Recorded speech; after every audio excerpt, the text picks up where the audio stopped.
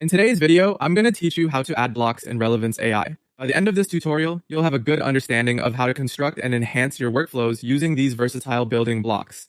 So let's dive right in. First and foremost, it's essential to comprehend what blocks are within Relevance AI. Think of them as the distinct sections of a workflow that provide structure and functionality. These blocks include options like prompt, tools, knowledge, triggers, escalations, memory, and more, each serving a unique purpose in constructing your GPT. Let's start by creating an agent. Activate the prompt block and input the directive. Helpful AI, answer clearly, stay professional, and perform tasks when needed. This prompt sets the tone for the AI, ensuring that it responds intelligently and completes tasks efficiently. Moving on to the tools block, this is where you can integrate actions or APIs necessary for your tasks. It's important to think about the tools your workflow requires, whether it's connecting to an external service or performing a specific function, and then incorporate them here.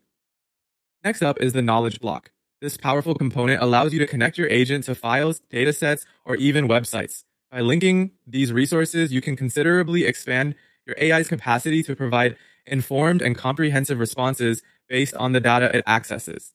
Now let's talk about triggers, which are essential in setting the conditions under which your workflow will commence. It's all about defining the starting point of your process, ensuring that tasks are executed at the right moment and in the most efficient manner.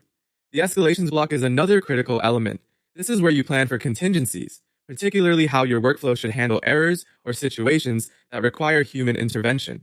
By accounting for potential pitfalls, you can ensure a more robust and reliable system. Finally, we have memory, which plays a key role in storing and passing information between various steps of your workflow. By utilizing variables here, your AI can retain crucial data, enabling it to make informed decisions as it processes different tasks.